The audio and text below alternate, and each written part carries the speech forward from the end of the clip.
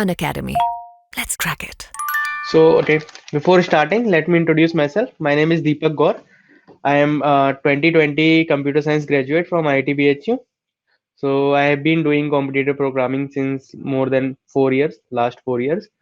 And during my college days, I have appeared in a lot of interviews. If I do not have a count. So it's almost like if you count the number of rounds, then it will be more than 100, including the on-campus internship opportunities and off-campus internship opportunities, then on-campus placement, then off-campus placement, and so on. So if you count every one of them, it's like more than 100 rounds and more than 30, 40 distinct companies. Uh, I did a lot of interns during my college days. I did 5 internship in every break from fourth sem onwards. After fourth sem, I did an internship at Samsung Research. Then after fifth sem at Media.net. Then at Tower Research Capital. Then at Flock DirectI. Then at InterviewBit. Uh, right now, I'm working as a software engineer at AppDynamics. So basically, I have worked in almost 7 distinct companies till now and appeared at around 30, 40 distinct company interview processes. I appeared and almost more than 100 rounds. So basically, today I'll be sharing my placement strategies that I used to follow. So basically, how to divide your entire placement preparation in several chunks and focus on each and every chunk. Because although it may appear like if you are a fresher or if you are a college grad and if you are appearing in interview, then more or less the interview will be based on problem solving. That is data structure and algorithms. But apart from data structure and algorithm, there are like certain things which you should know. So we'll discuss about them. Now, what are these certain things? What is the level of uh, knowledge you should have in order to crack these rounds? For example, uh, there are some tech rounds, there are some HR rounds, and there are like lots of rounds. So what should be your proper strategies? uh, After that, like I will be sharing you how to tackle each and every round independently. What are the different topics that you should know apart from your DSA? And while attempting the DSA problem, what are some common interview etiquettes that you should follow? What are the things that uh, how you should like convey your solution to the interviewer? So we will be discussing each of these things, starting from the very basic of preparing your resume to how to ace an interview. And after that, I'll have some announcement for you guys. Then like we'll wrap up. It will not be a very long session. It will be more or less a informative session. We will not learn any new concept, basically new data structure or algorithm. We will just discuss the uh, interviews strategy. So let me share my screen. Give a thumbs up if you can see my screen. Can you see my screen? Okay. If you can see my screen, okay. So a lot of people can see my screen. That's good. Okay तो यहाँ पे basically अगर मैं interview processes को like I am talking about the tech interviews basically the interviews for IT companies, software companies, product based and service based both type of companies. So generally, interview process के लिए for all of you who are in like currently first year or second year and they are aiming for internships. तो basically दो तरह की categories में हम divide करें. That is internship interview processes, internship, and another one is placement. So basically जिन लोगों को नहीं पता इंटर्नशिप क्या होती है तो कंपनीज जनरली इंटर्नशिप के लिए भी लोगों को हायर करती हैं where they give you some mini project sometime most of the time अगर अच्छी कंपनीज होती हैं वो एक रियल लाइफ प्रोजेक्ट ही देती हैं जिसपे वो खुद भी काम कर रही हो तो उसके थ्रू बेसिकली एक दिन में या एक दो या तीन राउंड के बेसिस पे किसी को जज करना कि whether that particular guy will be an asset for our company और ही और she will be a liability for our company it's very difficult to judge someone with 1 or 2 or 3 rounds. So basically, in order to tackle this, the company generally provide internship for the internship structure. So basically, what they do is they take interviews of the candidates and they hire them for the internship. In the internship, they give you some tasks, or basically you will be given a project and you will be judged on not on the basis of your performance, not only on the basis of your performance but also on the basis of your behaviour. Like तुम्हें कोई एक random नई problem मिले तो तुम्हारा reaction कैसा है उस पर, तुम एक अच्छे टीम प्लेयर हो कि नहीं, तुम टीम में रह के काम कर सकते हो कि नहीं, कंपनीज की वैल्यू के साथ और कंपनीज के इंटरेस्ट गोल्स के साथ तुम अलाइन हो रहे हो कि नहीं। तो उनके पास प्रॉपर 2 या 3 महीने होते हैं तुमको जज करने के लिए। उसके बाद फिर अगर तुम्हारी परफॉर्मेंस लाइक अच्छी जाती है और वेदर लाइक तुम उनके सारे पैरामीटर्स का ओवरऑल लेके अगर तुम उस पर खरे उतर रहे हो तो दे offer you PPO, that is pre placement offer. और प्री प्लेसमेंट ऑफर के बाद तुम्हें प्लेसमेंट प्रोसेस में बैठने की जरूरत नहीं होती, तुम्हारे पास directly full time job offer होता है उस पर्टिकुलर कंपनी का। ओके, फुल टाइम इंजीनियर का जॉब ऑफर होता है तुम्हारे पास। So this is about internship. Internship company के लिए बहुत बेनिफिशियल होती है। इवन अगर तुम लोग वहां पे कुछ काम भी ना करो और इवन अगर वो तुम्हें जज करके एक अच्छा एम्प्लॉय उन्हें मिल पा रहा है, that is also very beneficial for them. Even अगर तुम बिल्कुल भी काम करके नहीं आ रहे हो तो, क्योंकि एक पर्टिकुलर कैंडिडेट को हायर करने के लिए कंपनी के काफी रिसोर्सेज चाहते हैं और यहाँ पे उनको डायरेक्टली एक 2 या 3 महीने की एक तरह से इंटरव्यू प्रोसेस के बाद उन्हें किसी इंसान को हायर किया है तो दे विल बी श्योर कि काफी अच्छे रिजल्ट्स हम ले सकते हैं। इवन तुमने इंटर्नशिप में लाइक तुम केवल स्टाइपेंड ले रहे हो और ज्यादा काम नहीं भी कर रहे हो तब भी चलेगा। तो और भी कुछ ये तो होता है कि कंपनीज के फायदे होते हैं, कंपनीज के कुछ और भी फायदे होते हैं। फॉर एग्जांपल अगर एक बहुत अच्छा कैंडिडेट है और वो तुम्हारी कंपनी में इंटर्नशिप कर रहा है और तुमने उसे फुल टाइम ऑफर दिया तो मे बी वो साइकोलॉजिकली अब सोचे कि हाँ अब मैं क्या, वो पहली बात तो कॉलेज के प्लेसमेंट्स में नहीं बैठ पाएगा एज पर कॉलेज पॉलिसीज, अगर उसके पास पहले से ऑफर है कई सारे कॉलेजेस में। तो मोर और लेस कई बार ऐसा हो सकता है कि वो दूसरी जगह पे जा सकता था, लेकिन अब क्योंकि उसके पास पीपीओ है तो वो सोचेगा मैं क्यों ट्राई करूँ कॉलेज के लास्ट ईयर्स, थोड़ा सा एंजॉय कर सकता हूँ कुछ और, तो वो तुम्हारी कंपनी में आएगा। तो ये भी काफी अच्छी काफी बेनिफिट्स होते हैं कंपनीज के। बच्चों के क्या बेनिफिट्स होते हैं इंटर्नशिप से? बच्चों के बेनिफिट होते हैं कि जब वो रेज्यूमे बनाते हैं अपना, मैं उस पर आऊंगा बच्चों के क्या बेनिफिट्स होते हैं। तो बेसिकली ये चीज क्लियर है कि दो तरह के जनरली हम दो माइंडसेट को लेके इंटरव्यू के लिए प्रिपेयर करते हैं, एक इंटर्नशिप का माइंडसेट और एक प्लेसमेंट का माइंडसेट। और दोनों तरह की प्रिपरेशन में काफी ओवरलैपिंग पार्ट है बट काफी डिफरेंट पार्ट भी है। ओके, तो I will be discussing both of these scenarios.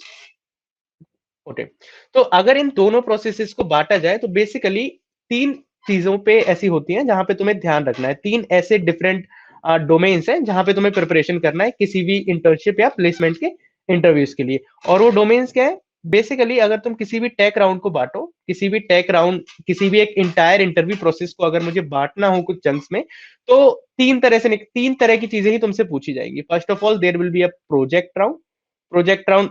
एक स्क्रीनिंग प्रोसेस भी होती है बहुत सारी कंपनीज में जिसको हम कोडिंग टेस्ट भी बोलते हैं। एक स्क्रीनिंग प्रोसेस जिसको कोडिंग टेस्ट भी बोलते हैं। कोडिंग टेस्ट में मोर और लेस कोडिंग प्रॉब्लम्स तुम्हें दिए जाएंगे एक पर्टिकुलर ऑनलाइन जज पे, जहां पे तुम्हें उन्हें सॉल्व करना होगा।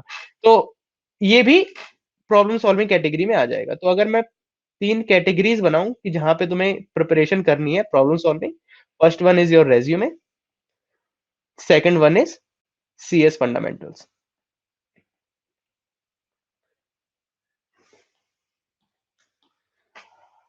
किसी भी एक सक्सेसफुल लाइक अगर तुम चाहते हो कि एक इंटरव्यू के दौरान तुम्हें काफी कॉन्फिडेंट फील होना है तो तुम्हारे तीनों पिलर्स स्ट्रांग होने चाहिए। अगर ऐसा नहीं होगा कि जैसे मैं जब इंटर्नशिप के लिए प्रिपरेशन कर रहा था तो उस टाइम पे मुझे 2 साल हो चुके थे कॉम्पिटिटिव प्रोग्रामिंग करते हुए, तो प्रॉब्लम सॉल्विंग वाले पार्ट से काफी हद तक सेटिस्फाइड था कि एज पर इंटरव्यू लेवल तो मुझे आगे और प्रिपरेशन करने की जरूरत नहीं है। मैं लाइक प्रीवियस इंटरव्यू एक्सपीरियंसेस वगैरह देखे दूसरी कंपनीज के, तो वहां पे जो क्वेश्चंस का लेवल था, आई वाज श्योर कि इतने लेवल के प्रॉब्लम मैं एक रियल टाइम एनवायरनमेंट में सॉल्व कर सकता हूँ as per my Codeforces performance that time. I sure कि वर्स्ट के सिनेरियो में हो मे बी ना भी हो, बट मोर और less I was confident. But still मुझे इंटरव्यू से डर लगता था बिकॉज मेरे बाकी के 2 जो पिलर्स थे वो काफी वीक थे। तो अगर तुम एक कॉन्फिडेंटली इंटरव्यू प्रोसेस क्रैक करना चाहते हो, तुम अपियर करना चाहते हो, तो तुम्हें तीनों, ऐसा नहीं होना चाहिए कि तुम्हारा एक को बहुत ज्यादा स्ट्रॉन्ग करने के चक्कर में तुमने बाकी के दोनों को छोड़ दिया। तो ये पहली गलती जो करते हैं इंटरव्यू प्रिपरेशन में लोग, कि तुम एक को भी छोड़ नहीं सकते।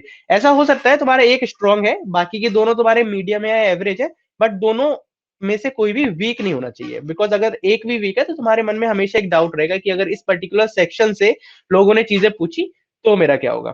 तो अब आते हैं कि इन तीनों सेक्शंस में जो तुम्हें मतलब इंटरव्यू प्रिपरेशन को अपनी इन तीनों सेक्शंस में तुम डिवाइड करके इजिली ट्रैक कर सकते हो कि किस सेक्शन में तुम किस तरह से कर रहे हो। मैं जनरली इन 3 सेक्शन किसी भी कंपनी को टारगेट करता था तो इन 3 सेक्शंस को बना के फिर देखता था कि उस कंपनी ने इन पर्टिकुलर 3 सेक्शन में किस लेवल तक की चीजें पूछी हुई हैं और किस लेवल तक की मुझे नॉलेज चाहिए। तो यहाँ पे कंपनी स्पेसिफिक नहीं जाऊंगा मैं, कंपनी स्पेसिफिक जाने की जगह हम बताएंगे कि मैं बताऊंगा कि जनरली क्या माइंडसेट होना चाहिए तुम्हारा। तो रेज्यूमे की अगर बात करें तो रेज्यूमे से अगर मोर और लेस मुझे कुछ चीज का मतलब है तो दैट आर द प्रोजेक्ट्स जो कि मेरे रेज्यूमे में मेंशन है। रेज्यूमे में तुम जनरली अपने प्रोजेक्ट्स मेंशन करते हो, अपनी अचीवमेंट मेंशन करते हो, and your tech stack mention करते हो, दैट इज कौन सी स्किल्स और इन स्किल्स है तुम्हारे पास, कौन कौन सी टेक्नोलॉजीज तुम्हें आती हैं, कौन सी टेक्नोलॉजीज तुम्हें नहीं आती हैं, एटसेट्रा एटसेट्रा। तो जो अचीवमेंट वाला पार्ट है दैट इज ये ऐसा नहीं है कि मैं रेज्यूमे बनाने बैठूंगा, ये एक एक्यूमुलेशन होगा तुम्हारी प्रीवियस परफॉर्मेंस का। तो इसको तुम ऐसा नहीं है कि आज तुम अप्लाई किया तो आज मैं शाम को कुछ अचीव कर लेता हूँ, रेज्यूमे में मुझे मेंशन करना है, ये इस तरह से नहीं चलेगा। ये बेसिकली एक्यूमुलेशन होंगी तुम्हारी प्रीवियस अचीवमेंट्स की जो तुम मेंशन कर सकते हो। स्टार्टिंग से ट्राई करना कि इस तरह से अचीवमेंट्स लिखो अपनी जो कि उस पर्टिकुलर कंपनी के लिए या फिर जिस पर्टिकुलर रोल के लिए तुम अप्लाई कर रहे हो उससे रिलेवेंट हो। तो जो ऑर्डर होगा वो मे बी कई बार हम सेंटिमेंटली अटैच्ड होते हैं अपनी कुछ कुछ अचीवमेंट से, जैसे कि मे बी मैं एक पर्टिकुलर ऐसे कॉन्टेस्ट में गया जहां पे मुझे पता था बहुत ज्यादा कंपटीशन था, उसके बाद इवेंचुअली बहुत बुरी स्टेज से उठ के जैसे मैं जीता हूँ, जैसे लेट से मैं कॉन्टेस्ट जीत गया, तो मेरे लिए वो एक बहुत बड़ी अचीवमेंट होगी, बट मे बी वो एक रिलेवेंट ना हो उस पर्टिकुलर रोल के लिए। तो अपने सेंटिमेंट्स के हिसाब से उस क्रोनोलॉजी में ना डालना, हमेशा सोचना कि कितना रिलेवेंट है उस पर्टिकुलर रोल के लिए, उस पर्टिकुलर ऑर्डर में तुम डाल सकते हो। फॉर एग्जाम्पल लेट से जनरली मैंने I was taking interviews for my company this year from one of the IITs। तो जनरली मैंने देखा था कि कई सारे लोगों ने अपनी जेई रैंक वगैरह भी मेंशन कर रखी थी, because it was one of the achievement for them, right, because they have prepared for around 2 years, they have like they did a lot of hard work for almost 2 years in order to get their JEE rank, but for this role it was not that relevant, because I know कि मैं एक ऐसी जगह पे जा रहा हूँ जहाँ पे मैं कुछ सेट ऑफ पीपल का इंटरव्यू ले रहा हूँ, तो मोर और लेस उन सबकी एक पर्टिकुलर विंडो में ही रैंक रहने वाली है, तो मैं उसे इग्नोर भी कर सकता हूँ, क्योंकि जो चीज सबके पास है वो किसी के पास ना भी हो तो फर्क नहीं पड़ता, राइट। तो इस बेसिस पे तुम अचीवमेंट्स को सॉर्ट कर सकते हो। उसके बाद टेक स्टैक। तो टेक स्टैक में जनरली कुछ लोग कुछ गलतियां करते हैं। वो गलतियां क्या करते हैं कि उन्हें जो या तो तुम अपने आप ही उसमें लेवल्स डिफाइन कर दो। For example you can always mention it something like this कि ओके मुझे ये सारी टेक्नोलॉजीज आती हैं, इनमें like I M novice level की नॉलेज है मुझे, इनमें like I have intermediate level knowledge, और इसमें मेरा हैंड्स ऑन एक्सपीरियंस है, इसमें मैं खुद से प्रोजेक्ट्स वगैरह कर रखे हैं इस पर्टिकुलर टेक में। तो या तो तुम इस तरह से डालो, अदरवाइज अगर तुम डाल रहे हो तो मेक श्योर कि उनमें से अगर किसी भी पर्टिकुलर चीज में किसी ने 2 लेवल तक की क्रॉस क्वेश्चनिंग की तो तुम उसका जवाब देना तुम्हें आना चाहिए। अदरवाइज तुम स्किप भी कर सकते हो उस चीज को। लाइक अगर एक रेड फ्लैग देने की जगह अगर कुछ फ्लैग ही ना दो तो वो डेफिनेटली बेटर रहता है, एज पर माई एक्सपीरियंस। कि जैसे मैंने अगर 5 या 6 चीजें इस तरह से मेंशन कर दी हैं जो कि मुझे पता था कि अगर उनमें से किसी ने डाउट पूछा और वो उस पर्टिकुलर चीज का बहुत बेसिक डाउट था बट मैं नहीं बता पाया, तो वो बहुत ही रेड फ्लैग आएगा। उसके बाद मेरी सारी अचीवमेंट्स की या फिर मेरे सारे प्रोजेक्ट्स की क्रेडिबिलिटी सडनली अचानक से डाउन हो जाएगी उस पर्टिकुलर इंटरव्यूअर की नजरों में।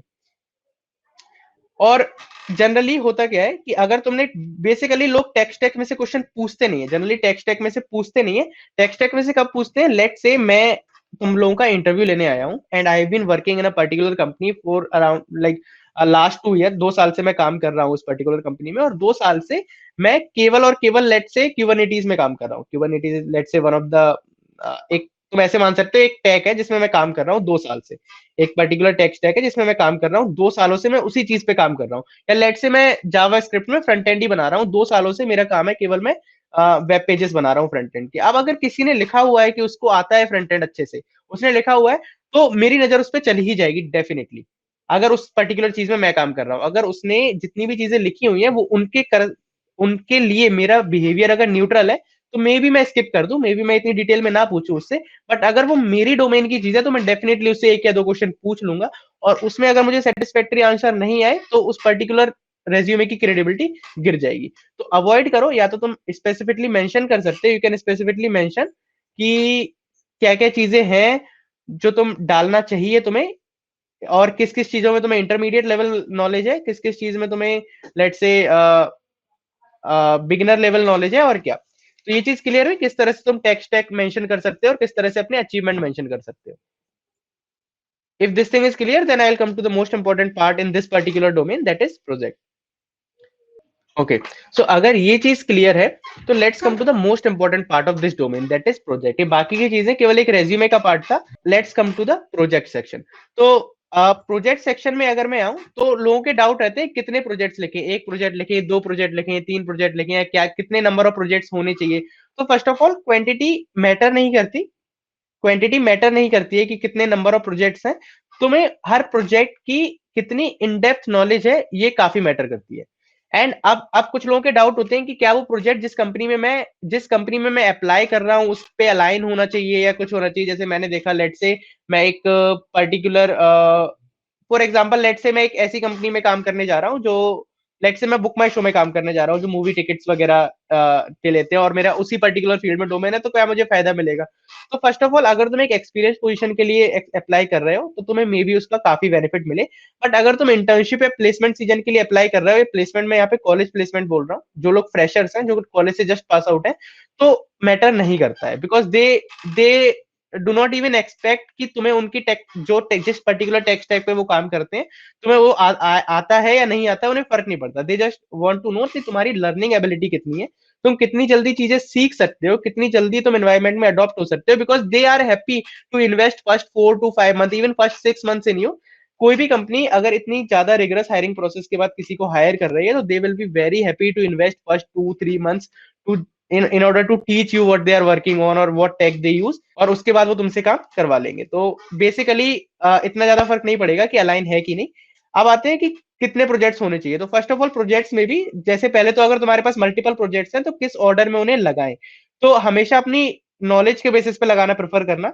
या तो कुछ लोग क्रोनोलॉजी के ऑर्डर में लगाते हैं कि मोस्ट रीसेंट प्रोजेक्ट सबसे ऊपर रहेगा, देन उसके बाद वाला, देन उसके बाद वाला। बट अगर कोई ऐसा प्रोजेक्ट है जो तुमने बहुत पहले किया था बट तुम्हारी नॉलेज उसमें काफी अच्छी है, तुम्हारी होल्ड उसमें काफी अच्छी है, तो तुम डेफिनेटली उसे ऊपर मेंशन कर सकते हो। अब क्या मल्टीपल प्रोजेक्ट्स डालने के कितने बेनिफिट्स हैं और कितने लॉसेस हैं। तो फर्स्ट ऑफ ऑल मैंने ऑलमोस्ट 100 राउंड्स दिए हुए हैं इंटरव्यूज, जिसमें से ऑलमोस्ट 20 राउंड्स मेरे रेज्यूमे पे बेस्ड थे, लाइक प्रोजेक्ट राउंड जिनको बोलते हैं हम। तो 20 राउंड ऑलमोस्ट प्रोजेक्ट पे बेस्ड थे, और उन 20 में से ऑलमोस्ट 18 राउंड्स में मुझे चॉइस दी गई थी कि इन सारे प्रोजेक्ट्स में से तुम अपना कोई एक प्रोजेक्ट ले लो और हमें एक्सप्लेन करो कि तुमने क्या किया था उसमें। तुमने क्या किया था, अपना एक प्रोजेक्ट लो और देन वो उसमें से क्रॉस क्वेश्चन पूछेंगे। तो 90% ऑफ द टाइम इवन तुम्हारे पास मल्टीपल प्रोजेक्ट्स है तब भी तुम्हें चॉइस दी जाएगी, तो तुम अपना फेवरेट प्रोजेक्ट जिसमें तुम अपने आप लाइक तुम मानते हो कि इसमें मेरी एक्सपर्टीज है, उसको पिक करके बता सकते हो। बट अगेन जो बाकी का 10% बचा, वो एक ऐसा चांस हो सकता है कि लेट से मैं वही एग्जांपल दूंगा कि तुम्हारे पास 4 प्रोजेक्ट तुमने लिख रखे थे, जिसमें लेट से मैं इंडस्ट्री में 2 साल से ऑपरेटिंग सिस्टम पे ही काम कर रहा हूँ, और वो एक प्रोजेक्ट तुमने ऑपरेटिंग सिस्टम के बारे में लिख रखा है, तो मे भी मैं उस पर जंप करके तुम्हें उसमें से पूछने लगूं, इरिस्पेक्टिव कि तुमने उसमें तुम्हें उस लेवल की क्या कितनी एक्सपर्टीज है। तो बेसिकली तुम या तो क्रोनोलॉजिकल ऑर्डर में या फिर अपनी एक्सपर्टीज ऑर्डर में इनमें अरेंज कर सकते हो उन्हें। बट मल्टीपल प्रोजेक्ट्स के कभी वैसे लॉस नहीं होते, मैंने जितना देखा है उतने उतने इंटरव्यू एक्सपीरियंसेस में और मेरे फ्रेंड्स के इंटरव्यू एक्सपीरियंसेस में most of the time you will be given a choice कि इनमें से तुम एक रेज्यूम प्रोजेक्ट चुन करके उसको बता सकते हो। अब प्रोजेक्ट की एक्सपर्टीज कितने लेवल की होनी चाहिए, जब तुम रेज्यूमे वाला सेक्शन अपना एक्सप्लोर कर रहे हो तो हर प्रोजेक्ट की एक्सपर्टीज कितने लेवल की होनी चाहिए। तो प्रोजेक्ट की एक्सपर्टीज जो मैं एक थंब रूल लेके चलता था कि 2 level of cross questioning, 2 level of cross questioning, 2 levels of cross questioning तुम आंसर दे पाओ। अगर इतनी तुम्हें लेवल इतनी नॉलेज है तुम्हें एक पर्टिकुलर प्रोजेक्ट की, तो most of the time it's sufficient to crack a project round. अब 2 लेवल की क्रॉस क्वेश्चनिंग क्या होती है, first of all you will be asked to, तुम्हें प्रोजेक्ट के बारे में पूछा जाएगा कि तुमने क्या किया था। तुम एक ओवरव्यू दोगे कि मैंने ये प्रोजेक्ट में किया, ये मेरा गोल था और ये मैंने किया, मैं इसको अचीव कर पाया या नहीं कर पाया तो कितना कर पाया, ये डिफरेंट डिफरेंट टेक्नोलॉजीज मैंने यूज की, इसमें मैंने स्ट्रगल किया, इसमें मेरे से मुझे पहले से एक्सपीरियंस था, हो गया। तुम एक मोटा मोटा ओवरव्यू दोगे सब चीजों का। उसके बाद मे भी उसमें से कोई एक वर्ड पकड़ के, जो तुम्हारा आंसर है उस पर्टिकुलर आंसर में से कोई एक वर्ड पकड़ के वो तुमसे एक लेवल ऑफ क्रॉस क्वेश्चनिंग पूछ सकता है कि अच्छा तुमने ये पर्टिकुलर टेक क्यों यूज की, या फिर ये तुमने यूज की, लेकिन एक और ऑप्शन अवेलेबल है, तुमने ये क्यों यूज नहीं की? जस्ट टू सी कि क्या तुमने यूज करने से पहले एक्सप्लोर भी किया था कि तुम्हारे पास क्या ऑप्शंस थे या क्या नहीं थे। तो ये हो गई एक लेवल की क्रॉस क्वेश्चनिंग। अब इस एक लेवल की क्रॉस क्वेश्चनिंग के तुम आंसर दोगे, और उसमें से अगर मैं एक लेवल और क्रॉस क्वेश्चनिंग चले जाऊं तो इसको बोलेंगे टू लेवल की क्रॉस क्वेश्चनिंग। तो अगर तुम्हारे प्रोजेक्ट में तुम टू लेवल की क्रॉस क्वेश्चनिंग हैंडल कर सकते हो, that's more than enough to crack a 1 hour project round. अगर एक्सपीरियंस पोजीशन के लिए बहुत लंबा प्रोजेक्ट राउंड है जिसमें बहुत ज्यादा डीप में जाना है, तो may be you should have a very very decent hold on that project, but otherwise two level cross question is more than enough to crack a project round. Is this thing making sense to every one of you? और इसको तुम easily hack कर सकते हो, इसको तुम easily hack कर सकते हो, क्योंकि इसको तुम इजीली हैक कर सकते हो। फॉर एग्जाम्पल, तुम्हें पता है कि ओवरव्यू में तुम क्या बोलने वाले हो, तो अगर तुम उस चीज को अच्छी तरह से एक जगह डॉक्यूमेंट करो कि अच्छा मैं ये आंसर दूंगा, और उसमें से तुम खुद से कई सारे क्रॉस क्वेश्चन जो फर्स्ट लेवल पे कोई पूछ सकता है वो तुम नोट डाउन कर सकते हो, देन तुम उस नोट डाउन के भी आंसर कैलकुलेट कर सकते हो, और उसमें कोई क्या पूछ सकता है वो भी नोट डाउन कर सकते हो। तो basically what you can do is you can like तुम अपना खुद का राउंड अपने अकॉर्डिंग चला सकते हो, अगर तुमने काफी अच्छे से प्रिपरेशन कर रखी है तो। रेज्यूमे राउंड तुम आराम से हैक कर सकते हो, अगर तुमने अच्छे से प्रिपेयर कर रखा है कि अच्छा मैं ये ओवरव्यू दूंगा तो इसमें से क्या क्या क्रॉस क्वेश्चंस आ सकते हैं, उनके मैं क्या आंसर दूंगा, फिर क्या क्या आ सकते हैं। अगर तुमने टू लेवल तक की भी प्रिपरेशन कर रखी है, ऑब्वियसली बहुत चांसेस है कि डाइवर्ट हो जाए उससे, तुमने कुछ केस नहीं सोचा हो वहां से आ जाए, तो तुम्हें नॉलेज तो पता होनी होनी नॉलेज तो होनी चाहिए, बट अगेन काफी हद तक तुम अपने हिसाब से उस राउंड को चला सकते हो। Anish, you can go in either way. Different different लोगों का डिफरेंट पॉइंट ऑफ व्यू होता है इस पर्टिकुलर क्वेश्चन पे। तो इज दिस थिंग क्लियर कि किस तरह से एक डोमेन, ये जो तुम्हारा रिज्यूमे वाला डोमेन है, ये तुम्हें क्लियर करना है। अगर तुम्हारा ये चीजें क्लियर है तो डेफिनेटली जो फर्स्ट राउंड होगा तुम्हारा, या फिर जो लास्ट, जनरली कुछ कंपनीज में फर्स्ट राउंड होता है प्रोजेक्ट राउंड या टेक राउंड, और जनरली कुछ कंपनीज में लास्ट राउंड होता है। तो ये फर्स्ट और लास्ट दोनों राउंड तुम इजीली ये तीनों चीजें माइंड में रख के कि किस तरह से प्रोजेक्ट लिखने हैं और किस तरह से two level of cross questioning तुम हैंडल करना आना चाहिए तुम्हें। तो इस सेक्शन के बाद जनरली लोग इस सेक्शन को इग्नोर कर देते हैं। मैंने बहुत लोगों को देखा है वो प्रॉब्लम सॉल्विंग में ही लगे रहते हैं या सीएस फंडामेंटल्स में ही लगे रहते हैं। उसके बाद जब एक दिन पहले बचा होता है कि हाँ मैं इंटरव्यू के लिए सिलेक्ट हो गया हूँ, मेरा कोडिंग टेक्स्ट निकल गया है, अब मैं एक दिन पहले चलो ठीक है रेज्यूमे बनाते हैं। अगर तुम एक या दो दिन पहले ही रेज्यूमे बना रहे हो, दैट मीन तुम सोच रहे हो कि उसमें लिखे क्या, तो तुम डेफिनेटली तुमने एक लेवल की क्रॉस क्वेश्चनिंग भी तैयार नहीं कर रखी है। तुम इजीली इस पर्टिकुलर एक पिलर पे, जो अगर तुम 6 महीने प्रिपरेशन कर रहे हो तो डेफिनेटली 5 महीने इधर जाएंगे। अगर तुमने 6 मंथ प्रिपरेशन किया तो 5 मंथ डेफिनेटली इधर इधर जाने वाले हैं इस थर्ड सेक्शन में। बट एटलीस्ट इस सेक्शन को तुम 5 दिन तो दे ही सकते हो। अगर तुम 6 महीने तैयारी कर रहे हो, 6 महीने की तैयारी में एक राउंड तुम्हें पता है जो हर कंपनी में तुम्हें इस राउंड से होते हुए गुजरना है, तो 5 दिन भी तुम इसे दे सकते हो अच्छे से सोच के प्रिपेयर करने में, ताकि तुम कॉन्फिडेंट फील करो। और अगर तुम एक बार देते हो तो तुम काफी हद तक लाइट वेट फील करोगे एक राउंड के लिए।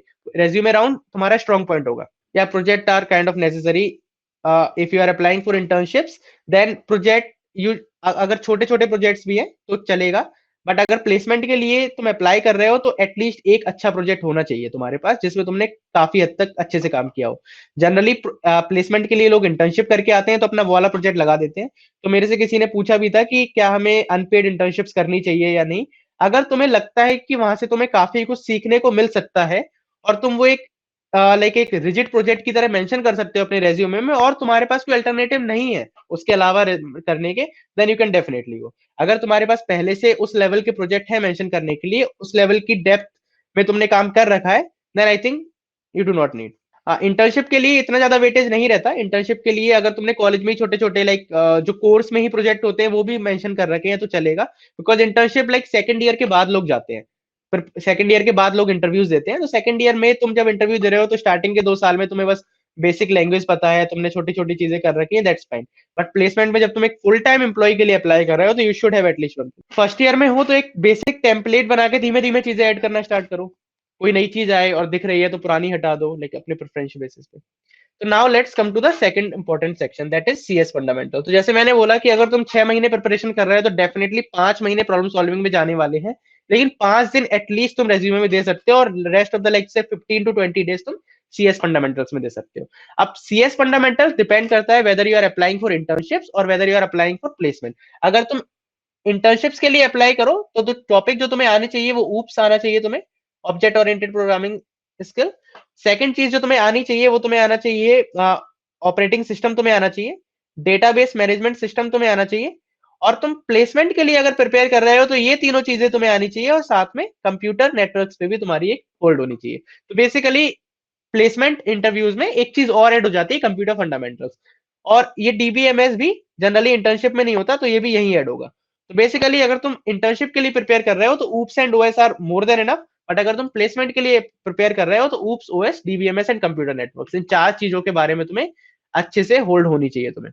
अब इन चार चीजों के बारे में देखो किस लेवल की होल्ड होनी चाहिए। बेसिकली तुम मोस्ट प्रोबेबली अगर तुम्हें सीएस फंडामेंटल्स पे तुम्हारा राउंड है, तो वो मैंने जितने इंटरव्यूज दिए हैं उनमें 2 ही केसेस में सीएस फंडामेंटल्स मेरे से पूछी है। और वो 2 केसेस क्या है, लेट से मेरा प्रॉब्लम सॉल्विंग राउंड चल रहा है, डेटा स्ट्रक्चर एल्गोरिथम्स के क्वेश्चन मेरे से पूछे जा रहे हैं, और राउंड को 1 घंटे का टाइम अलोकेट किया गया है। तो जनरली अगर वो राउंड 1 घंटे से पहले वो खत्म करने की कोशिश करते हैं, और अगर वो 40 मिनट में खत्म हो गया, तो लास्ट के 20 minute they will ask you some CS fundamentals question, because वो एक नया क्वेश्चन तुम्हें नहीं दे सकते उसमें। Same for the resume round, अगर रेज्यूमे राउंड में भी उन्हें दिख रहा है कि प्रोजेक्ट तुमने छोटा सा एक्सप्लेन किया और उस प्रोजेक्ट में उनके पास भी पूछने के लिए ज्यादा क्वेश्चन नहीं थे, या फिर उन्हें पता चल गया है कि हाँ इसमें इतनी एक्सपर्टीज भी नहीं है उसे, तो डेफिनेटली जो बाकी का बचा हुआ टाइम वो सीएस फंडामेंटल्स में चला जाएगा। जनरली एक particular dedicated round for CS fundamentals मैंने अभी तक नहीं देखा है अक्रॉस ऑल द और like more than 100 round that I have given. तो उन सब में एक डेडिकेटेड सीएस फंडामेंटल्स के राउंड तो मैंने नहीं देखा है, बट अगेन प्रोजेक्ट्स के साथ में मिक्स करके तुमसे पूछ सकते हैं। फॉर एग्जांपल प्रोजेक्ट्स में तुमसे पूछ रहे हैं, तुमने लिखा है, उन्होंने पूछा कि प्रोजेक्ट्स में तुम कंकरेंसी फॉलो की थी, लाइक कंकरेंसी प्रिंसिपल तुमने फॉलो किए थे क्या, उनने, तुम बोलोगे अगर हाँ किए थे, तो फिर वो ओके, उसमें से फिर कुछ सीएस फंडामेंटल्स के क्वेश्चन पूछ सकते हैं। ओके, अब सीएस फंडामेंटल्स की थोड़ी सी डिटेल में जाता हूँ, उसके पहले एक दो क्वेश्चन पूछे हैं। एक जया सिंह ने क्वेश्चन पूछा है कि हाउ मच रेटिंग मैटर्स। तो ठीक है जया, मैंने जैसे पहले ही बोला था कि 2 घंटे में किसी को भी जज करना बहुत मुश्किल है। 2 घंटे में जज करना कि उसको कितना आता है कितना नहीं आता है, ये बहुत बहुत मुश्किल है। इवन लाइक हम एक बहुत ही अप्रोक्सीमेट ओवरव्यू हमें मिल पाता है। तो ऐसे केसेस में तुम्हारी रेटिंग तुम्हारी अचीवमेंट्स को काफी ज्यादा क्रेडिबल बना सकती है, और एक बेनिफिट ऑफ डाउट हमेशा तुम्हें देगी। फॉर एग्जाम्पल कोई कितना भी अच्छा प्रॉब्लम सॉल्वर हो, उसकी प्रॉब्लम सॉल्विंग स्किल कितनी भी अच्छी हो, चांसेस हो सकते हैं कि वो गलत डायरेक्शन में सोचने लगा, उससे नहीं हुई चीजें। बट अगेन अगर उसके अचीवमेंट्स में लिखा होगा कि okay he is a 6 star coder at code force, 6 star coder at code chef और international master at code chef, तो उन्हें लगेगा कि हाँ बेनिफिट ऑफ डाउट है, मे बी पर्टिकुलर इंसान से एक जो बेसिकली इंटरव्यू के माहौल में उससे नहीं हो पाया, या फिर लेट से इंटरव्यू इंटरव्यू में अच्छे से परफॉर्म नहीं कर पा रहा है, या फिर नर्वस है, या फिर कुछ भी है, तो जो बेनिफिट ऑफ डाउट है वो डेफिनेटली तुम्हें मिलेंगे अगर तुम्हारे पास अच्छी रेटिंग है तो। डेफिनेटली तुम्हें बेनिफिट ऑफ डाउट मिलेगा। मैंने कई बार देखा है, और इवन टाई ब्रेकर में तो तुम डेफिनेटली यूज होने वाला है। Rating as a tie breaker तो डेफिनेटली यूज होगी, क्योंकि 1 घंटे में जो जजमेंट उन्होंने लिया था उसमें अगर 2 लोगों का टाई हो रहा है तो definitely they will see their achievements की अच्छा पीछे पास्ट में क्या क्या कर रखा है, ताकि उससे हम कुछ इन्फर कर सकें और कुछ इन्फॉर्मेशन निकाल के सिलेक्ट कर सके कि ओके इन 2 गाइज में से हमें इस पर्टिकुलर को लेना है। तो ये तो हो गया अचीवमेंट्स वाला सेक्शन। अब आते हैं कि सीएस फंडामेंटल्स में तुम्हें कितना करना है। तो अगर मैं ओएस से स्टार्टिंग करूं, सीएस फंडामेंटल्स में तुम्हें कितना करना है, तो अगर मैं ओएस से स्टार्ट करूं तो बेसिकली ओएस में तुम्हें ऐसा नहीं है कि बहुत हार्ड एंड फास्ट तुम्हारे पास प्रोजेक्ट होने चाहिए। अगर इंटर्नशिप के लिए कर रहे हो तो बहुत बेसिक लेवल भी इनफ है, बट अगर प्लेसमेंट के लिए कर रहे हो तो थोड़ी थोड़ी नॉलेज होनी चाहिए कि what are the different types of OS.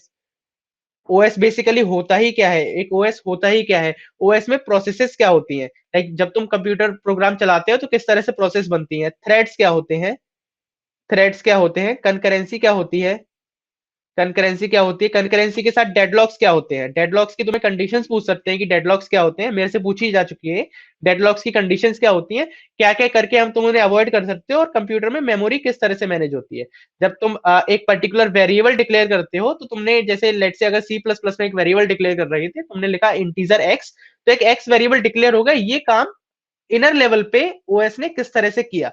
तो ये सारी छोटी छोटी चीजें तुम्हें ऑपरेटिंग सिस्टम से पता होनी चाहिए। ऑपरेटिंग सिस्टम में basically you should know that let's say अब मेमोरी मैनेजमेंट में भी वो तुमसे पूछ सकता है कि डिफरेंट डिफरेंट काइंड की मेमोरी मैनेजमेंट किस तरह से होती है। लेट से जो पहले डिक्लेयर हुआ कंटिग्यूअस चंक्स में से डायरेक्टली, लाइक बहुत सारे प्रिंसिपल होते हैं इनके कि जब एक वेरिएबल हटाना है तुम्हें, तुम किस तरह से हटा सकती है, लाइक मेमोरी फ्री कैसे होती है, there are certain rules, so they can go, what you can do is you can just join a very small course or something like during my time I have one book, so मैं उसमें से थोड़ा बहुत पढ़ लेता था, उसके बाद अपने कोर्स के नोट्स वगैरह से पढ़ सकते हो, और there is one more section that is last minute notes, last minute notes, last minute notes on GFG. तो वो थोड़ा देख सकते हो, you can see them. Is this thing clear? और भविष्य asked that communication skill matters. Yes, communication skill matters, but that doesn't mean communication skill matters, and communication skills are independent of your knowledge of a particular language. Communication skill consists of only one thing, that whether you are able to convey what you are thinking in a appropriate manner to someone. तो अगर तुम even English में convey कर रहे हो, generally communication skill matter करती है, लोग तुम्हारी इंग्लिश नॉलेज को थोड़ा सा देखेंगे, बिकॉज मल्टीनेशनल कंपनीज में तुम्हें लाइक काफी फ्रिक्वेंटली इंटरेक्ट करना पड़ेगा दूसरे लोगों से, तो दे विल सी कि अच्छा हाँ तुम्हें आता ही तो है चीजें, बट क्या तुम उन चीजों को कन्वे कर पा रहे हो क्या नहीं कर पा रहे हो, अपनी टीम में एटलीस्ट तुम कन्वे कर पा रहे हो कि नहीं कर पा रहे हो, बिकॉज मे बी तुम्हारी टीम में कई सारे लोग हों जो कि इंग्लिश में इतने ज्यादा लाइक जो कि तुम्हारी नेटिव लैंग्वेज में अच्छे ना हो। तो दैट डिपेंड्स ऑन इंटरव्यूअर। मेरे साथ एक बार ऐसा हुआ है इंटरव्यू में, मैंने इंग्लिश में इंटरव्यू दिया था कंप्लीटली, बट अगेन एक जेनरिक सा, वैसे रूल होना नहीं चाहिए, लैंग्वेज का कंस्ट्रेंट्स होना नहीं चाहिए, बट एक जेनरिक सा है कि कॉमन लैंग्वेज एक कुछ तो रखना ही पड़ेगी कम्युनिकेट करने के लिए, और अनफॉर्चुनेटली वो अपनी मदर टंग नहीं है अपने लिए, but I think if you are giving, let's say you can give 1 or 2 hour daily for at least for like some 1 month or 2 month to improve your English. Okay, अब operating system के बाद एक और चीज आती है DBMS.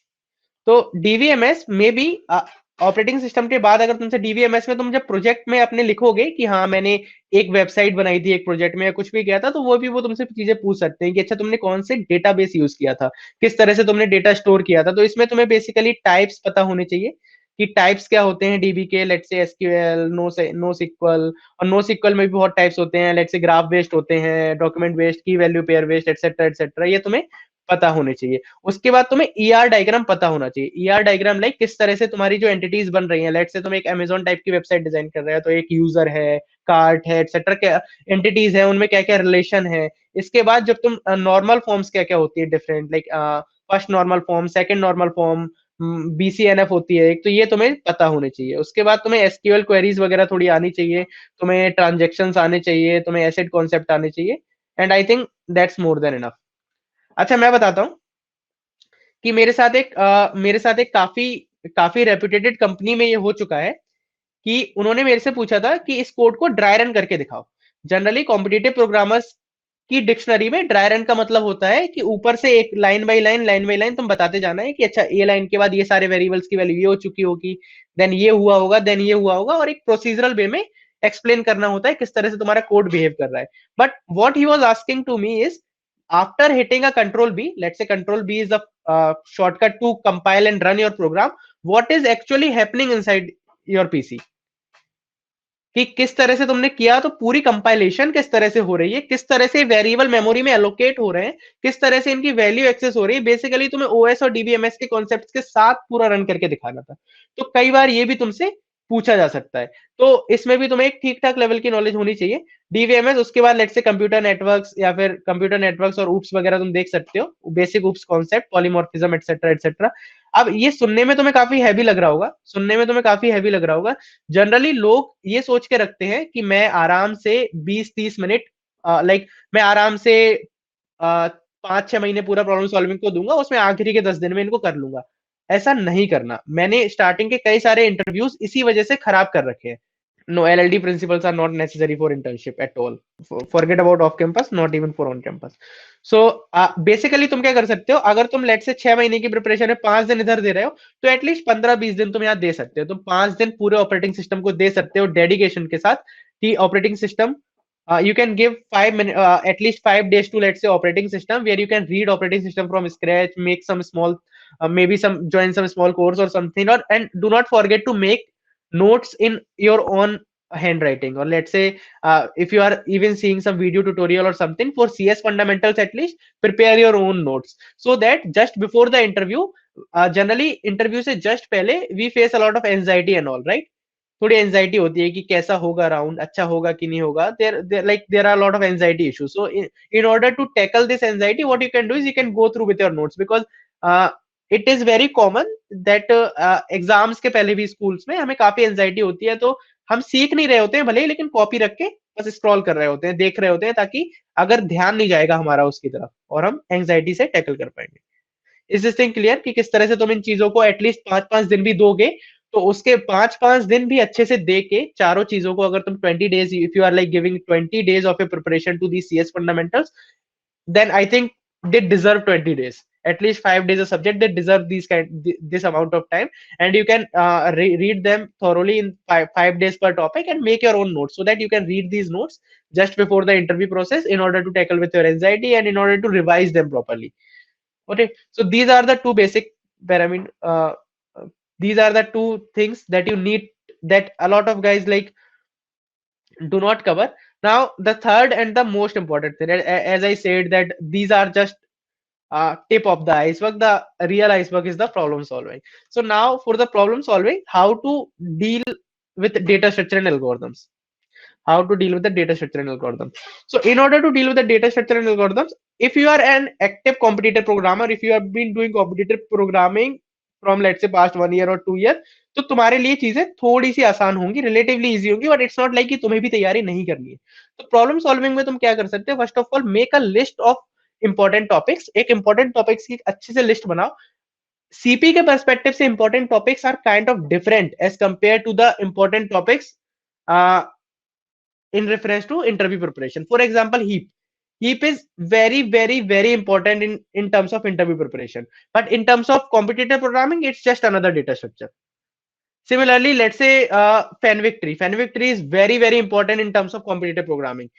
In almost every range query problem from which is like of level D or E on division 2, we use Fenwick tree like almost in every other contest. But in terms of interview preparation, it's not that important. मैंने कभी नहीं देखा कि फेनविक tree से कोई question पूछा गया हो।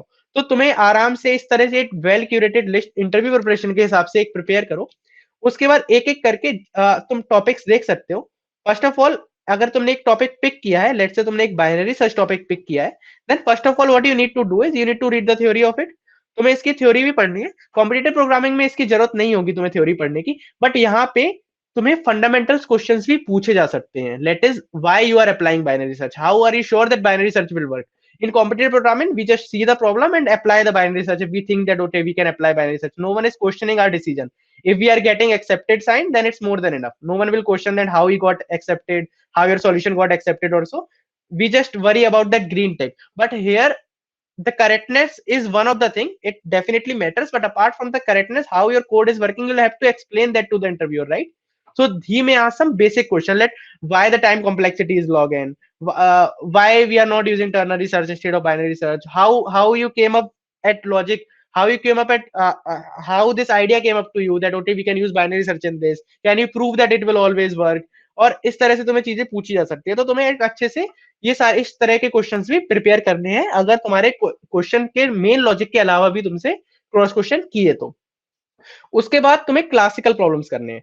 कॉम्पिटिटिव प्रोग्रामिंग में हम क्लासिकल प्रॉब्लम जनरली नहीं करते हैं, एक या दो ही करते हैं just to get the feel, but here you need to solve a lot of classical problems. Classical problem से क्या मतलब है, कोई भी एक डीएस पढ़ा तो सबसे पहले स्पॉज पे जाके उसके क्लासिकल इंप्लीमेंटेशन वाले एक दो प्रॉब्लम किए, उसके बाद interview specific problem. For example, the problem that you may found on LeetCode और that you may found on interview, you can solve this type of problem. तो ये सारे प्रॉब्लम्स एक बार तुम सॉल्व कर लोगे तो तुम्हें काफी कॉन्फिडेंट फील होगा कि बहुत ज्यादा चांसेस है इनमें से ही एक क्वेश्चन तुम्हें मिलने वाला है तुम्हारे रेज्यूमे में।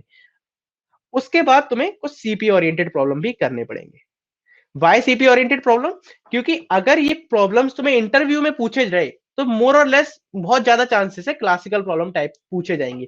बट अगर एक कोडिंग राउंड में प्रॉब्लम पूछे गए, जो कि फर्स्ट राउंड होता है किसी भी इंटरव्यू प्रोसेस का, क्योंकि बहुत सारी मल्टीपल एप्लीकेशंस के इंटरव्यू लेना पॉसिबल नहीं होता, then that's why they keep a coding round where you all will given there will be no human interaction, you will be given some question on computer, you need to code them, you need to submit them like any other id, maybe on HackerRank or something, and based on the time in which you are solving and based on the number of points that you are getting, you will be selected. Let's say top 20 student, top 20 participant will be candidates will be selected for the interviews. So if you are in the coding round, the problems are not of classical nature, because generally problem setters like us contribute problems and like sell their problem on HackerRank or so. So basically, we do not create much classical problem, because if you are like creating a classical problem, they will say, okay, this problem is already available. So generally, there are some foundation that if someone is contributing, let's say someone is a problem setter at HackerRank, or maybe a company is using HackerRank as a platform for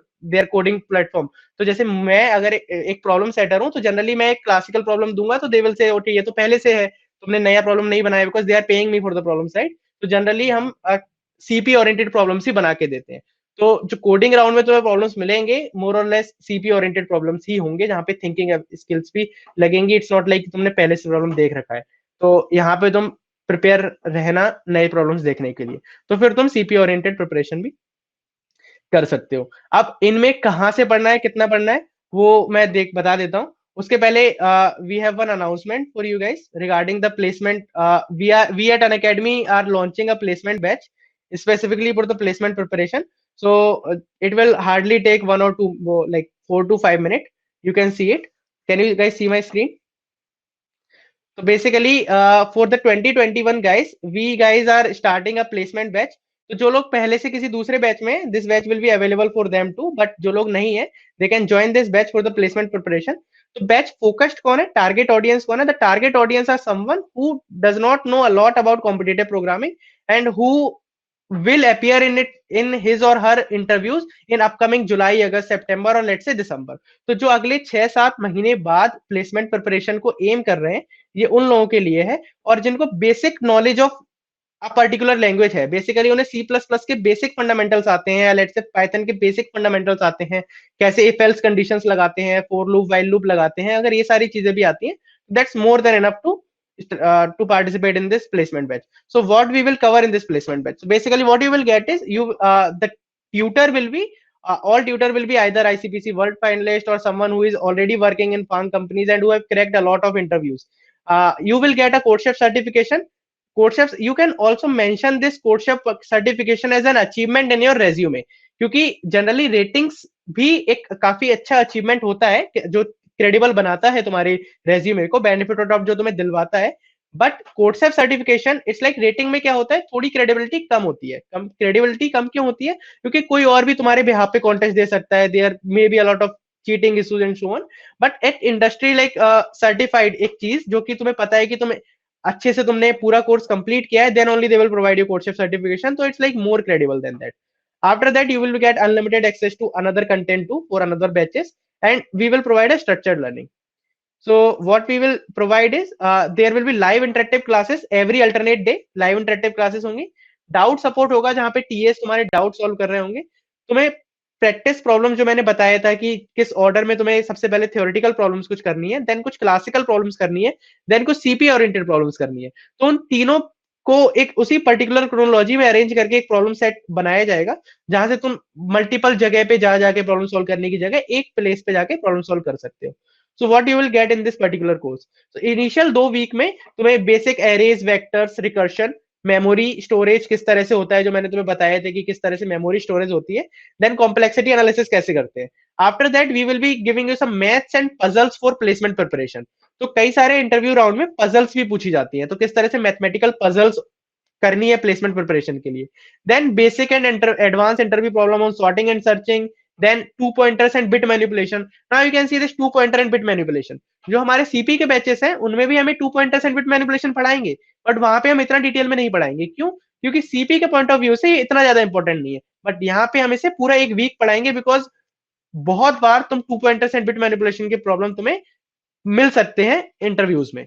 similarly यहाँ पे हम कोई भी वैसी चीज नहीं पढ़ाएंगे जो इंटरव्यू प्रोसेस में इतनी ज्यादा रिलेवेंट ना हो तुम्हारे लिए, जैसे कि backtracking and classic and generic problem, for example N queen problem, और कई सारी सुडोको पजल को किस तरह से सॉल्व करते हैं वो वाली प्रॉब्लम. तो ये सारी प्रॉब्लम तुम्हें इजीली इंटरव्यूज में मिल जाएंगी. प्रीवियस इंटरव्यू एक्सपीरियंसेस पढ़ोगे तो इनके लिए एक डेडिकेटेड एक वीक है.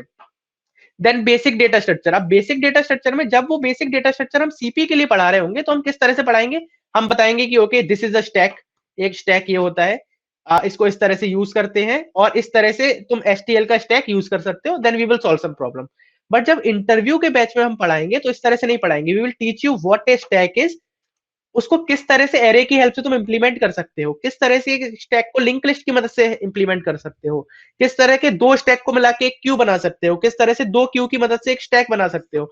तो ये सारे प्रॉब्लम्स हैं जो कि तुम्हें इंटरव्यू के पॉइंट ऑफ व्यू से काफी इंपॉर्टेंट है, बट सीपी के पॉइंट ऑफ व्यू से इतने इंपॉर्टेंट नहीं है, because at the end in the CP you have a pre implemented set which you can use, so why waste your time in learning that, instead solve some new problems, right?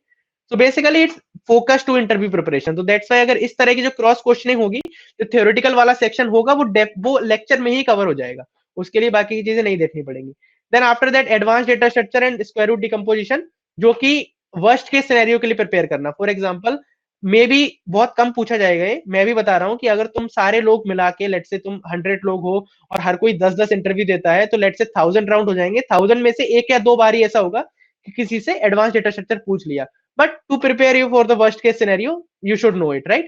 After that, string algorithms, then game theory, advanced dynamic programming, graph algorithm, and then some handpicked previous interview problems. अब ये handpicked previous interview problems क्या है? तो there is a, for example, we will be giving सारी जो IITs होती है या tier 1 colleges होते हैं, उनके इंटरव्यू एक साथ होते हैं, एक सिंगल नाइट में अक्रॉस ऑल आईआईटीज इंटरव्यूज हो रहे होते हैं, और उसके पहले कोडिंग टेस्ट, कोडिंग सीजन जो लाइक प्लेसमेंट सीजन जो होता है वो साथ में चल रहा होता है। तो there are like a common group जहां पे तुम्हें एक डेडिकेटेड प्रॉब्लम्स मिल जाएंगे जो करंट ट्रैक में चल रहे होंगे। मैंने बहुत लोगों को देखा है कि उनको बाकी के उस थोड़ा सा भी वेरिएशन नहीं कर पा रहे हैं जो, बट केवल उस प्रॉब्लम को भी अगर उन्हें अच्छे से पता है तो they will be able to solve that in their coding test and they can like ace the interviews because they know that what is going on the current trend, अभी क्या पूछा जा रहा है। तो वो सारे handpick problem like inter ITs के प्रॉब्लम्स या फिर जो करंट अभी सिनेरियो चल रहे हैं वो सारे हैंडपिक प्रॉब्लम, या फिर प्रीवियस पास्ट लाइक 6 मंथ में जो मोस्ट सॉर्ट आउट कंपनीज हैं उनमें से जो जो पूछा जा रहा है वो सारे प्रॉब्लम्स वो हैंडपिक प्रॉब्लम्स में करवाए जाएंगे। After that who will be teaching you, so like C++ वाले बैच की क्लासेस मैं लूंगा कुछ कुछ, बाकी पाइथन की Sanket, Riya, Pulkit and like there are lot complete pool of educators. For example every तुम एजुकेटर्स की क्रेडेंशियल्स तुम इजीली देख सकते हो, either like this Tanoj is let's say world finalist 2 times, Pulkit is master at Codeforces, Triveni is like world finalist, this is me, this is Riya, Sanket. तो तुम देख सकते हो कि सारे लोगों की क्रेडेंशियल्स देख के ही तुम देख सकते हो। Okay, we have like Utkarsh has joined us before few days. He is like red on Code Forces, 6 star on Code Chef. So this is the teaching assistant and doubt forum that you will get. This is course wise and now the subscription plan. तो अगर वैसे तुम देखोगे तुम्हें लग रहा होगा कि ये काफी, तुम्हें कई लोगों को लग रहा होगा कि okay it's like a lot of money, but if you divide this money in like a entire year, then it will be almost 90 rupees per day. You can use my code Enigma27 in order to get like जो maximum discount इस particular course पे तुम्हें मिल सकता है वो तुम मेरा code use करके ले सकते हो। तो Enigma27 is the code for that, you can see it. किसी को इसमें कोई डाउट है? Will this cover CS fundamentals? Yes, we have one modules. We have one dedicated modules for the CS fundamentals. We will try to cover some basic 1 or 2 level of questioning on the CS fundamentals only, because as you can see तुम यहाँ पे भी देख सकते हो जो मैंने बताया था कि अगर तुम 6 महीने की प्रिपरेशन टारगेट कर रहे हो तो मोर और लेस तुम्हारे 5 महीने प्रॉब्लम सॉल्विंग में जाने वाले हैं। तो तुम यहाँ पे भी देख सकते हो कि 80% of the time we will be teaching you DSA, 80 और 90% of the time we will be teaching you DSA, but बाकी के 10% ऑफ द टाइम में कभी भी अगर मौका, जैसे अभी कुछ ऐसा आया कि मैं तुम्हें क्यों पढ़ा रहा हूँ, तो क्यों पढ़ाते टाइम पे मैं तुम्हें एक दो क्वेश्चंस इस तरह के करवाऊंगा कि लेट से कंप्यूटर है उसमें बहुत सारी प्रोसेसेस चल रही हैं और तुम्हें उन्हें शेड्यूल करना है उन प्रोसेसेस को, तो किस तरह से तुम क्यू की हेल्प से प्रोसेस शेड्यूलिंग कर सकते हो। तो बेसिकली एक ओएस का कॉन्सेप्ट तुम्हें एक डेटा स्ट्रक्चर की हेल्प से बता दिया, then I can easily show you okay your OS, the operating system which you are using, actually use this algorithm to schedule the processes that you are running on your PC. So basically with the help of DSA we will cover almost everything, but after that we will have a dedicated like weekend classes for them when the interview season will be at its peak. Okay तो अब इन चीजों के लिए problem solving में मैं एक और चीज ऐड करना भूल गया था, that is maths and puzzles. तो मैथ्स एंड पजल्स अब आते हैं कि इन चीजों को तुम अभी के लिए अगर तुम खुद से प्रिपरेशन कर रहे हो तो तुम इन चीजों को कहाँ से देख सकते हो। तो मैथ्स एंड पजल्स के लिए अगर तुम्हें देखना है तो there is a very good website which is known as InterviewBit. You can go there and you can check out some mathematical puzzles there. And apart from that do not like कभी भी जब भी तुम्हें free time मिले ये अपनी एक habit बनाओ। अगर तुम इंटरव्यू के लिए प्रिपरेशन कर रहे हो तो to be in touch of the current industry standard, जो हायरिंग स्टैंडर्ड है उनका, वो जानने के लिए कभी भी फ्री हो तो जिस तरह से तुम फेसबुक स्क्रॉल करते हो, फेसबुक की जगह तुम इंटरव्यू एक्सपीरियंसेस लोगों के पढ़ सकते हो। इंटरव्यू एक्सपीरियंसेस इंटरव्यू एक्सपीरियंसेस कभी भी पढ़ सकते हो। इंटरव्यू एक्सपीरियंसेस अगर तुम्हें इंटरव्यू एक्सपीरियंस पढ़ने के बाद तुमने एक क्वेश्चन पढ़ा जो उससे पूछा गया था, तुम्हें अगर वो क्वेश्चन आ रहा है तो तुम बहुत ज्यादा कॉन्फिडेंट फील करोगे कि ऐसा नहीं है मैं जो सीख रहा हूँ बस मुझे लग रहा है कि मैं सीख रहा हूँ, बट इवन मैं सच में सीख रहा हूँ क्योंकि मैं एक real time interview problem solve कर पाया। और अगर तुम नहीं कर पाओगे तो तुम्हें पता होगा कि अच्छा मुझे ये चीजें और सीखनी है अभी। तो इवेंचुअली तुम काफी फायदा कर सकते हो इस चीज से। ये तुम अपनी हैबिट बना सकते हो कि जैसे तुम कभी भी एक आर अगर तुम फेसबुक स्क्रॉल कर रहे हो तो 20 minutes at least previous interview experiences कुछ लोगों के पढ़ लो। They will be very beneficial for you. मेरे साथ ऐसा बहुत बार हुआ है, कई सारे टेस्ट में मैंने प्रीवियस इंटरव्यू एक्सपीरियंसेस पढ़े थे और उन्हीं में से क्वेश्चंस आ गए। तो एक बार अगर तुम्हें पहले से जो तुम्हें आता है वो क्वेश्चन अगर तुम्हारे पास आ जाए तो like ball is in your court then. तो तुम्हारा मेन फोकस अब सॉल्विंग पे नहीं, उसको किस तरह से बिल्कुल एक अच्छी तरह से प्रेजेंट करना है। Like now you have the dish, you just need to present it on the plate. तो तुम पूरा टाइम प्रेजेंटेशन पे दे सकते हो। बैक ट्रैकिंग के लिए there is a like OCW at open courseware of MIT, you can use that. See different लोगों का डिफरेंट होता है। फॉर एग्जाम्पल मैं पर्सनली बिलीव करता हूँ कि मतलब मेरे को पर्सनली पढ़ना ज्यादा इफेक्टिव लगता है as compared to seeing a video. But मेरे को कई सारे दोस्त हैं जिनको वीडियोस देखना काफी ज्यादा अच्छा लगता है एज कम्पेयर टू पढ़ने से। वो चीजें मेमोराइज नहीं कर पाते पढ़ने के बाद, जबकि वीडियो सुनते हैं और जो लिखते हैं वो चीजें ज्यादा टाइम तक रहती हैं। ये डेफिनेट श्योर है कि तुम जो चीज सुन रहे हो और देख रहे हो वो चीज ज्यादा टाइम तक तुम्हारे लिए दिमाग में रहेगी। बट अगेन मुझे ऐसा लगता है मेरा अटेंशन स्पैन बहुत छोटा है। मैं बात करते करते ऐसे डे ड्रीमिंग करने लगता हूँ या फिर मेरा अटेंशन तुरंत ब्रेक हो जाता है। तो इस कारण से अगर जब मैं पढ़ रहा होता हूँ तो मैं प्रेफर करता हूँ कि मैं पढ़ूं, रीड करूं as compared to seeing a video. For DP, which resource is better? See, Pooja, what you can do is there is a course on dynamic programming. This is a free mini course. I think by Arjun or by Pulkit. I do not know the name of the exact educator. You can see that. तो वहां पे तुम्हें basic से DP पढ़ाई गई है। अगर तुम्हें एक इंटरव्यू एक्सपीरियंसेस इंटरव्यू के लिए ही करना है तो मेरी दो स्पेशल क्लासेस हो रखी हैं, interview problems on dynamic programming. दोनों में मैंने बेसिक डीपी बताई है और किस तरह से प्रॉब्लम्स तुम सोच सकते हो, रिकर्शन और मेमोराइज करा सकते हो। Both the classes are available for free on academy, you can watch them. तो तुम्हें एक आइडिया भी लग जाएगा about the educators. And if you want to जज the educators because these are the credentials, right? These are just the credentials. इस ये जो क्रेडेंशियल्स हैं इनसे ये पता चल रहा है कि these guys are very good in problem solving. Okay, these guys are very good problem solving और they are like among one of the top 10 guys who are going to world finals in every in a particular year। तो इससे तुम्हें उनकी knowledge के बारे में पता चल रहा है, बट किस तरह से वो नॉलेज कन्वे कर पा रहे हैं, like whether they are good teacher और नॉट, ये तुम्हें पता नहीं चलेगा, राइट? किसी की स्किल से तुम ये नहीं पता कर सकते उसकी टीचिंग एबिलिटी कैसी है। तो उसके लिए I like suggest you there are lot of mini courses. For example, if you want to prepare for if you want to prepare binary search for interviews, there is a mini course by me. If you want to prepare, let's say, if you want to solve some previous interview problem, there is a mini course by Sanket on it.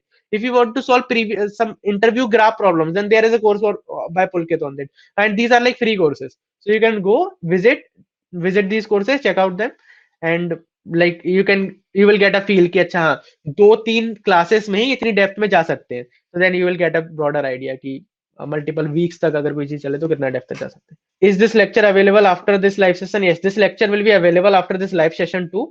तो live session के बाद थोड़े time के लिए uploading में time लगता है, may be कुछ एडिटिंग वगैरह होती है, मतलब मुझे एग्जैक्ट प्रोसेस नहीं पता है, बट थोड़े टाइम के लिए अनअवेलेबल रह सकता है। उसके बाद प्री अपलोड हो जाता है तो तुम कभी भी देख सकते हो। And that's not the case with this video.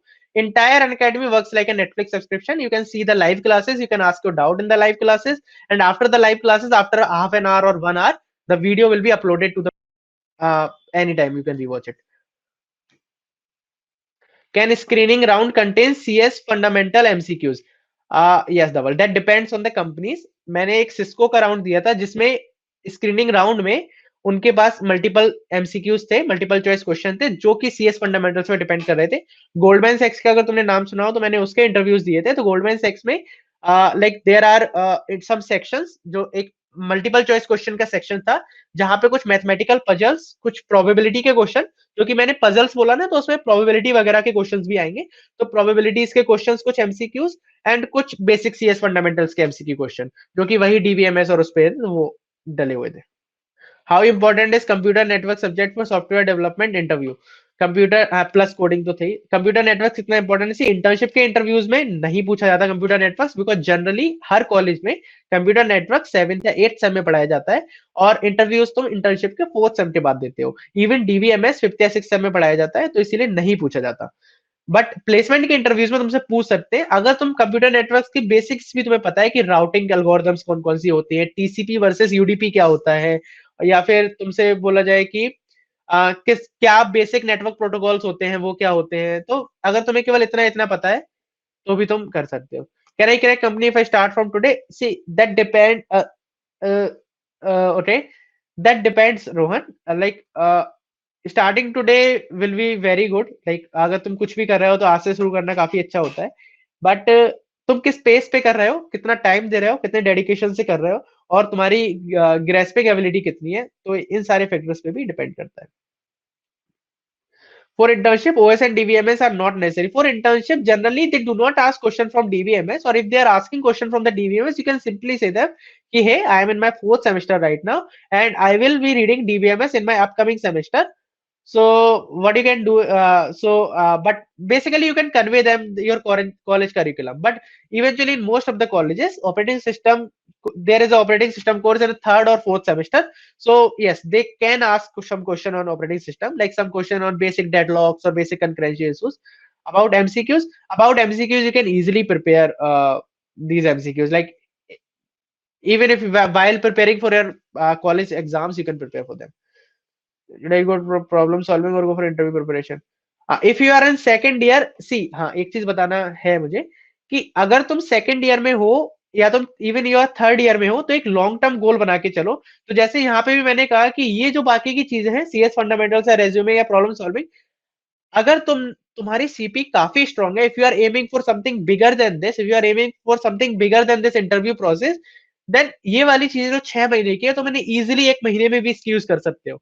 Like अगर किसी को कॉम्पिटिटिव प्रोग्रामिंग लेवल की प्रॉब्लम सॉल्विंग आती है, तो बाकी की चीजें वो बहुत इजिली कर सकता है। For example, while I was preparing for my interview preparation interviews, like for my internship interviews, तो उस टाइम पे हम लोग डायनेमिक प्रोग्रामिंग के क्लासिकल प्रॉब्लम्स पढ़ने के लिए बैठे कि ठीक है, हमें सीपी ओरिएंटेड चीजें तो हमने काफी कर रखी है, लेट्स थोड़े से क्लासिकल प्रॉब्लम्स ही पढ़ लेते हैं। उस टाइम पे गिग्स फॉर गिग्स पे 57 प्रॉब्लम्स थे। तुम्हें क्या लगता है कितना टाइम लगा होगा वो 50 प्रॉब्लम्स करने में हम 3 लोगों को? Less than 4 hour. मतलब हम लोग क्वेश्चन पढ़ रहे थे, देन थोड़ा सोच रहे थे, फिर कोई 3 में से कोई एक बता दे रहा था, दूसरा वेरीफाई कर ले रहा था, फिर हम देख रहे थे स्क्रॉल करके कि हाँ क्या क्या है, सही है तो आगे बढ़ो। तो इस तरह से कर करके 3-4 घंटे में हो गया था, जिसको कई लोगों ने जो केवल इंटरव्यू प्रिपरेशन ही की थी, जिन लोगों ने, उनने काफी टाइम दिया था उसमें, more than 1-2 month. See, nothing is too early Harshita. जैसे कभी भी लेट नहीं होता, it's never too late. Similar in similar way, it's never too early. Yeah for, but yeah it's too early to prepare for something specific. Like अगर तुम्हारे पास time है तो तुम डेफिनेटली बड़ा एम कर सकते हो। फॉर फर्स्ट ईयर और second year, dream big right now. ये सब चीजें बाय प्रोडक्ट मिलते जाएंगी तुम्हें। Can a non CS student background get in big tech? One of my friend who was from ceramic engineering got placed in Uber San Francisco this year. He was my batch, like he was my from my year in my college. So he was from ceramic engineering. Okay, so it doesn't matter if you have enough knowledge, if you are able to crack the interviews, you can go anywhere, irrespective of your previous background. Extra skills are required or it is sufficient to doing complete competitive programming. See, यहाँ पे तुम देख रहे हो कि 5, तुम देख रहे हो 80-85% प्रॉब्लम सॉल्विंग सेक्शन में जा रहा है, जो कि तुम इजीली अगर तुम कॉम्पिटिटिव प्रोग्रामिंग करते हो तो ये उसका सब डोमेन की तरह कवर हो जाएगा। बाकी की चीजों के लिए तुम इजीली 20 लाइक लास्ट 1 मंथ दे सकते हो एज अ क्रैश कोर्स और समथिंग। या सेकंड ईयर में हो तो तुम्हारे पास बहुत टाइम है, ऐसा नहीं तुम्हारे पास कम टाइम है। अभी के लिए इंटर्नशिप को एक शॉर्ट टर्म गोल मान सकते हो, बट अपना एक लॉन्ग टर्म गोल तुम एक प्लेसमेंट ही बना सकते हो, जो कि 2 साल बाद है। और 2 साल बहुत टाइम है, बहुत बहुत ज्यादा टाइम है 2 साल। If we haven't done much CP can we still crack interviews? हाँ, कर सकते हो। बेसिकली जैसे मैंने बताया कि ये वाली प्रॉब्लम सॉल्विंग उसका सब पार्ट है, तो तुम केवल सब पार्ट पे फोकस करो। थर्ड ईयर भी बहुत है। If you are in third year still तुम्हारे पास अभी 1 साल है। 1 साल बहुत होता है अगर तुम अच्छे से करो तो। बट हाँ, अगर अच्छे से करो, consistency is the main thing. Do I need to study JavaScript like all of campus opportunity JavaScript in develop? See depend करता है। अगर अगर तुम फ्रेशर की पोजीशन से ही स्टार्ट कर रहे हो तो बेसिक्स पढ़ लो। अगर तुम बिल्कुल ही एक टारगेटेड पोजीशन पे ट्राई करना चाह रहे हो, that is JavaScript developer only, then you should know some basics. Otherwise internship के लिए they will not see like, वो उन्हें फर्क नहीं पड़ेगा इतना ज्यादा। अगर तुम्हारे पास प्रॉब्लम सॉल्विंग स्किल्स हैं तब तो देखेंगे। इवन अगर तुम ये सब पढ़ रहे हो then also you'll have to qualify the problem solving session. I am in 6th semester. अगर तुम 6th सेमेस्टर में हो रोहन, तो then it's like the high time for you. Like बाकियों के लिए ऐसा था कि हाँ, लाइक जो जो 6th सेमेस्टर में है तो उनके लिए मोस्ट प्रोबेबली इस दिसंबर में तुम्हारे प्लेसमेंट सीजन स्टार्ट पे होंगे, पीक पे होंगे जब कंपनीज हायर कर रही होंगी। सॉरी, जुलाई अगस्त से तुम्हारे कोडिंग टेस्ट चालू हो जाएंगे।